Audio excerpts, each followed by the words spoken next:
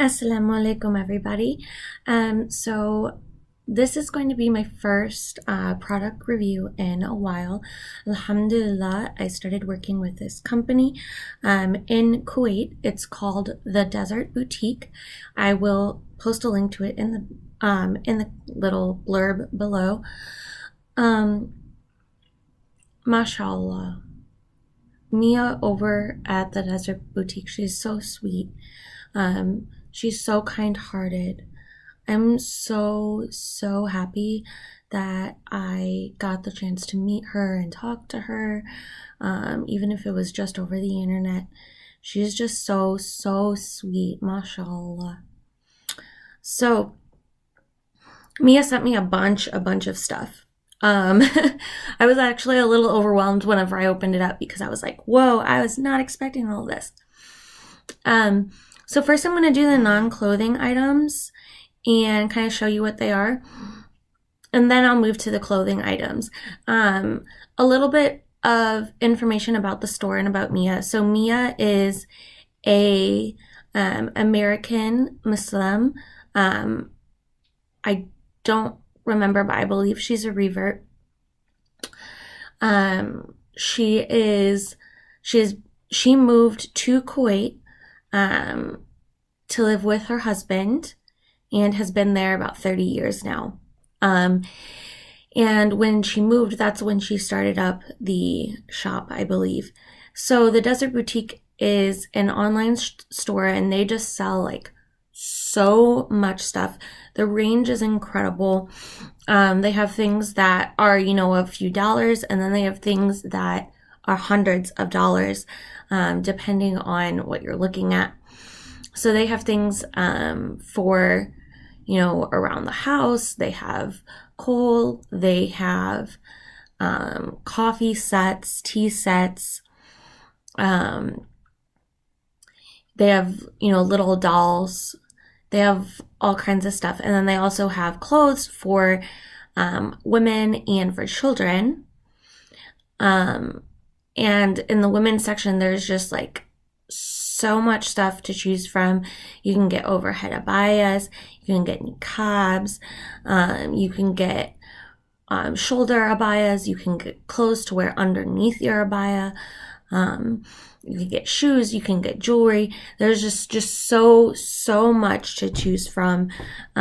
It's a little overwhelming at first, but I definitely recommend that everybody go and take a look at the website, look through it once, look through it twice, and then, decide if what you want to get, because it's going to take a few times before you, go through and you're like, okay, I know what's going on here. I know what I want. Okay. So, Mia actually sent me 2 different types of kohl. So this one I haven't opened yet. It says Hashmi kohl aswad. Okay. And this is just basic kohl. The top part you can use, it's got an applicator that just goes right in.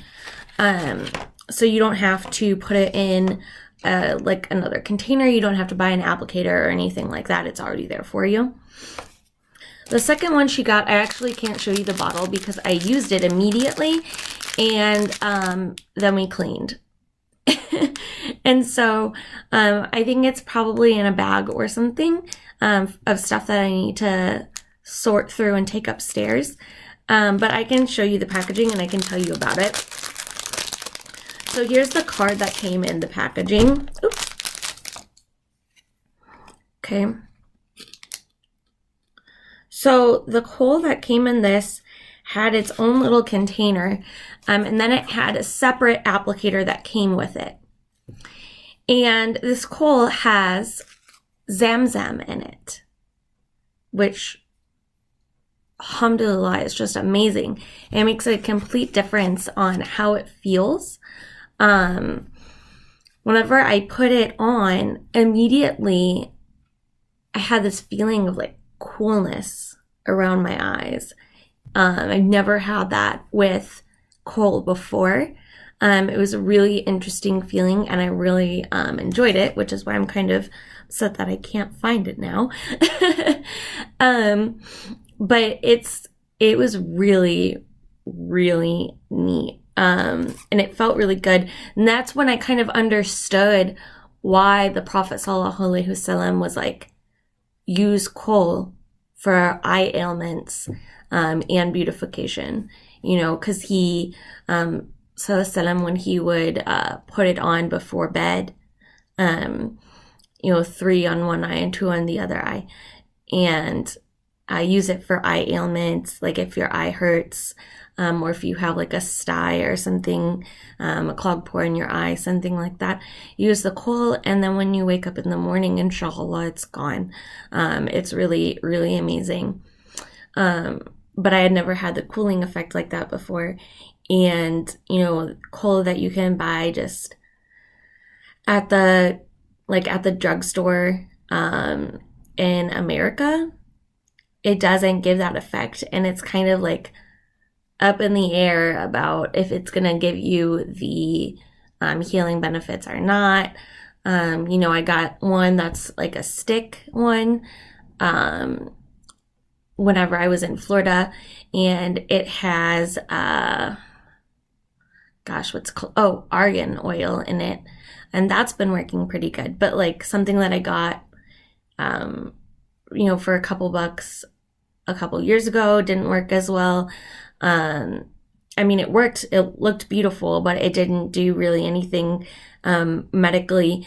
You know, something I got online didn't do the same kind of stuff that this particular bottle was doing. Mashallah, it was amazing. So, speaking of kohl and applicators, she sent me this beautiful handmade kohl holder and applicator. So whenever I do find this again, what she told me to do was take like a funnel or use like paper, and you put it in the hole, and you can pour the kohl in here. Then you use this applicator to apply it to your eyes, and it just rests right in there. And it's so cute. It's got little flowers on it and little hearts, and it's just really pretty. You know, if you look here, the detail work is really great because, yeah. So it's really cute and it's really pretty, and I'm really glad that I got it. Kind of want to know who made it, because I want to say thank you. Like, that's really cute. The other thing that she sent me, like makeup kind of wise, was she sent me a thing of perfume. Okay, it's got this pretty top. Open it up.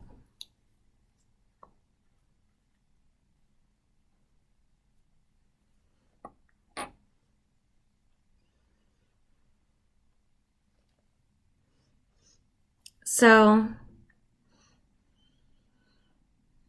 it's got kind of like a spicy smell.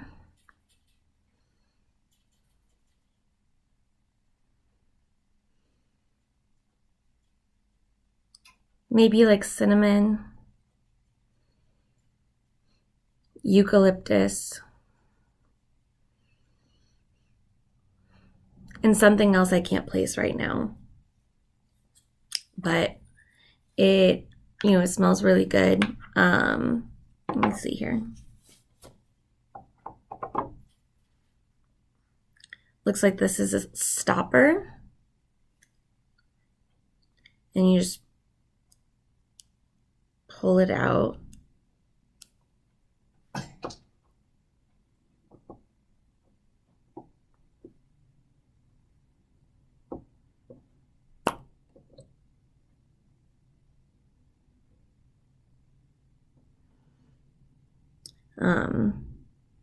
Or possibly it's an applicator and I just don't know what I'm talking about, and I'll have to ask her because I didn't get to open it. At first, but this is like really sticky from the perfume. So I think probably it's meant to be pulled out. Yeah. I actually just had to go wash my hand off from it because it was so sticky. But inside, once you take the stopper out, there's like a little rod that you can use to apply the perfume, like on your wrists or something like that, so you don't get it everywhere, like so much of it everywhere. Okay. And then she sent me a couple of like pretty gem type things. This one I'm thinking was an accident. She doesn't remember sending it.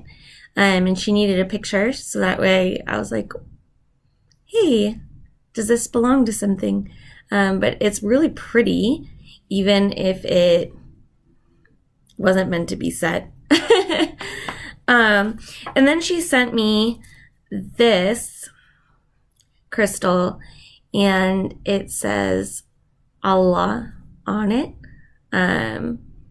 So, mashallah, that's really amazing. And it's really pretty. I kind of just keep it near me for comfort and things like that. It's kind of like a reminder stone. It's got a little, I don't know if you can really tell, it's got like a flat portion right here. So it can kind of sit on a table, and you can, here, let me see if I can do it on my hand. So it kind of like sits on the table, so then you can see it. And we play D&D, Dungeons and Dragons, in my house. And so like I just kind of keep it next to me whenever we're playing. It's just kind of nice. And then she sent me this necklace that also says Allah subhanahu wa ta'ala on there. It actually has subhanahu wa ta'ala on there. I haven't put it on yet because it's really pretty, and I really like it, and I like it as like a remembrance. But I'm a little up in the air when it comes to jewelry with the name of Allah on it. As you know, we aren't supposed to give like salams or speak any of Allah Azza names in the like bathroom, because it's such an unclean place. And so like I've heard like don't wear jewelry that says the name of Allah subhanahu wa ta'ala because of this, or if you do, take it off before you go in, or you can put it underneath your shirt and that's sufficient, inshallah. So I just haven't put it on yet. I probably will soon, and I'll probably just stick with like sticking it in my shirt or something, and just take it off if I need to before I go in, because we have like hooks, like hangers on the wall next to the bathroom that hold niqabs and stuff, like single layer niqabs for me and my co-wife, for when she wants to wear niqab. So I'll probably just like hook it on there if I need to take it off before going into the restroom. Okay, so the rest of what she sent me is clothing. So she sent me 3 different niqabs. This is the first niqab.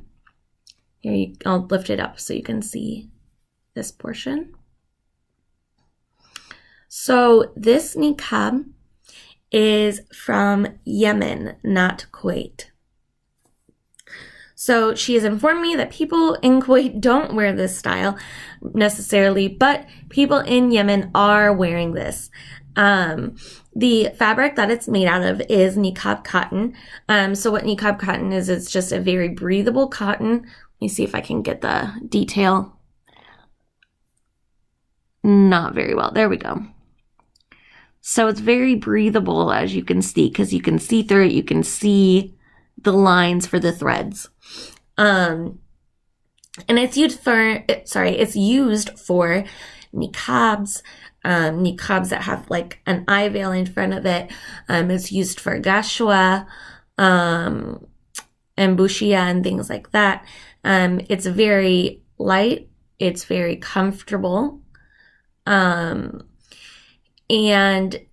it breathes very well. Now, the reason like it's used for gashwa bushia, or like veils over the niqab, is because since it's so breathable, it's also very easy to see through. And what I also like about this material is if you're in a hot climate, it can get really unbearable really fast. And if you're in an area that has like dust storms or sandstorms, sometimes it can be easier for you to breathe if you wet the niqab. And so these kind of niqabs lend really well to being able to do that, and so they help keep you cool. And then they also dry more quickly than say like a niqab made out of chiffon or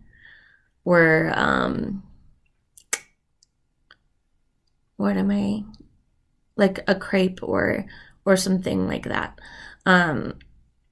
So that's really, really useful. Okay, hold on, switch niqabs. Okay, so this has become my favorite niqab right now, because as you can see, like how it's hanging, it doesn't touch my nose at all. So that's absolutely fantastic for the fact that my nose is broken. So I can wear this and I don't have issues. Alhamdulillah, it's amazing. So Mia actually informed me that this is not called a niqab in Kuwait. It is called a burqa. So we did a little bit of research because, in the West, when people think of burqa, they think like the Afghani burqa, which is also called a topi. It's used in Afghanistan as well as in Pakistan. And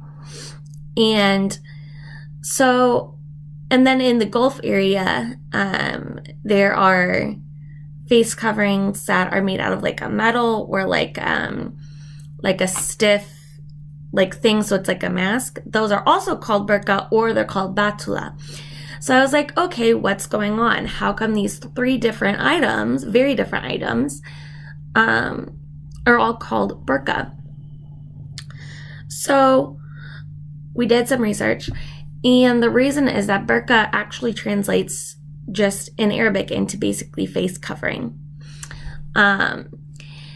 So, Mia surmises that maybe in Afghanistan, since Arabic isn't their first language there, maybe it just didn't get translated well, and that's why the topi got turned into burqa, because it is a garment that covers the face, even though it also covers the rest of the body.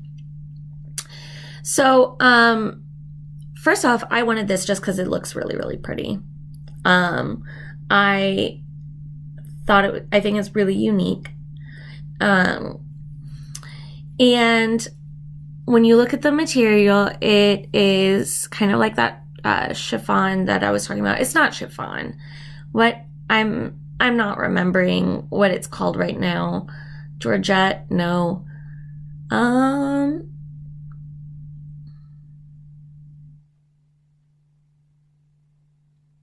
I don't know, maybe it is chiffon. But it's just like, it's a really thin material. Other companies have used this material for niqabs. Maybe it is Georgette, because Al-Mujal Baba, who I was working with, they were in Texas. Now they're in New York, I think. The ones that she sent me were Georgette, but I could be wrong. I don't remember what this is made out of, to be honest. I'm so sorry. But so it's not quite as breathable as the cotton niqabs, just because the weave is denser. It's not as open of a weave, but it's still really breathable. And then especially because it's short and because of how it sits, that makes it easier to breathe in as well. So I've noticed like when I'm like wearing it, sometimes like it feels kind of warm underneath of it because of my breath. But that's really the only thing that I've noticed when it comes to that. Now, sorry, I just recently woke up, haven't had coffee, really haven't had water either, probably should have. So what I will say is, so the niqabs that Mia sent me, and we also discovered that niqab and burqa basically can be used interchangeably.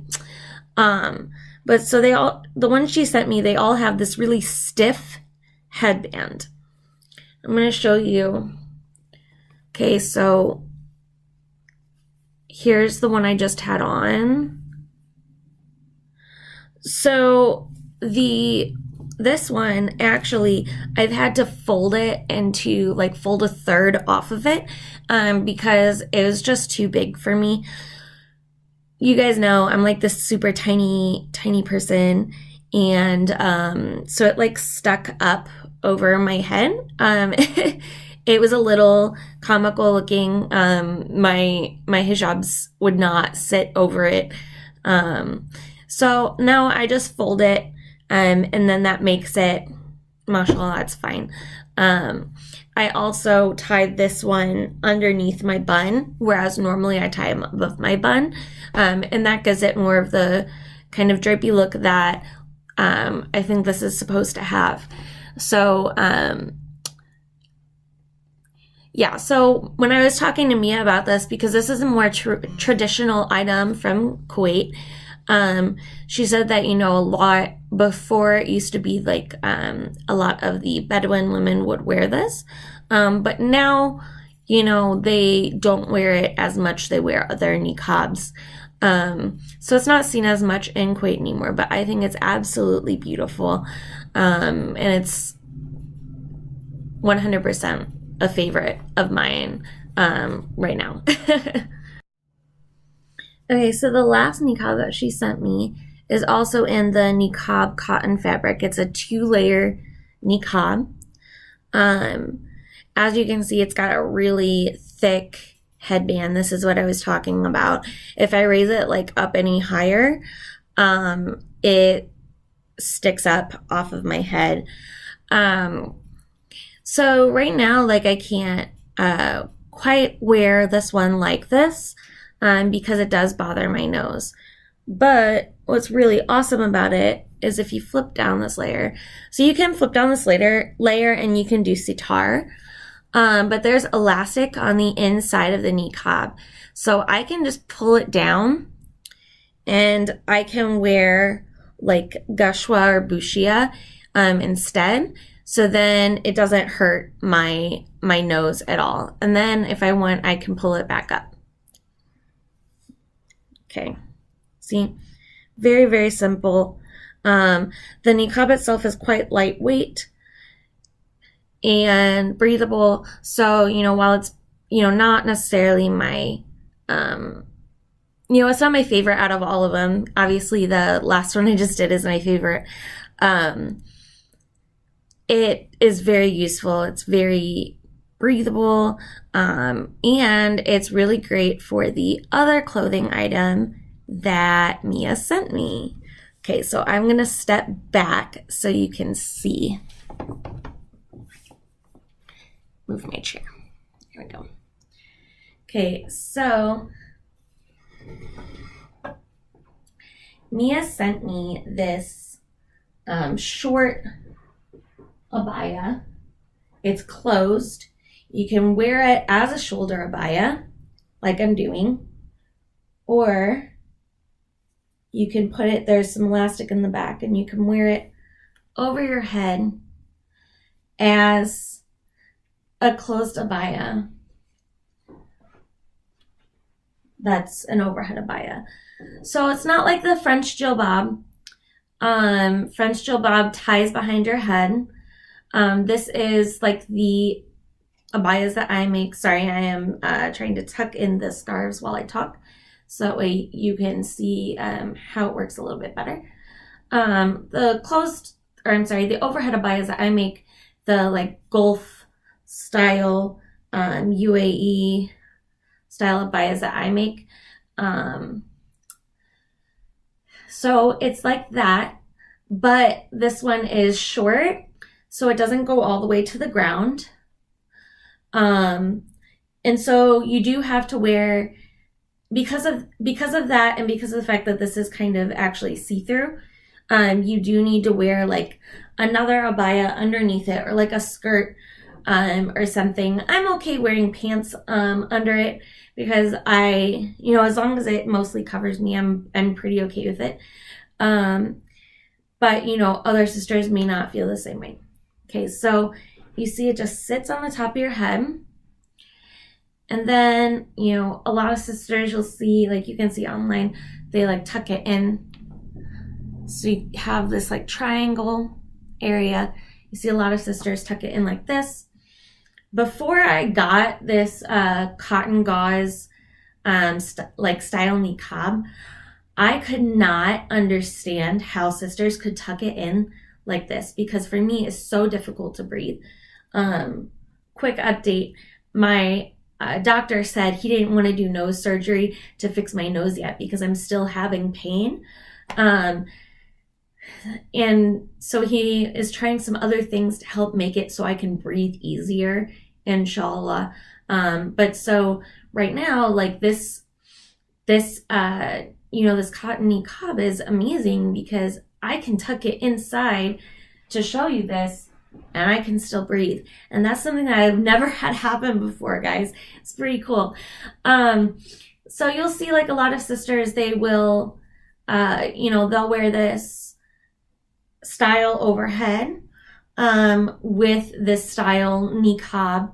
And usually, they wear the niqab part underneath it too. But like I said, it kind of bothers me with my nose, so I don't mind the fact that it's kind of sheer because it's still obscuring my face. Okay, so I think I've covered everything. Inshallah. I wanted to do kind of like a comprehensive review of everything that she sent me. And then what I'm going to do is I'm going to do several like get ready with me outfit of the day videos, and they're going to be connected to blog posts that give information on the individual items and where on the store, like links and stuff, where on the store that you can buy them, inshallah. So with that, we are at 27 minutes in this video. Jazakallah khair to Sister Mia, because she gave me so much stuff and it's amazing. And jazakumullahu khairan for you guys for watching and sticking with me for so long if you made it to this point. And yeah, I'm going to go make some coffee and I will see you guys soon, inshallah. Ma salama. Have to take my glove off, turn it off.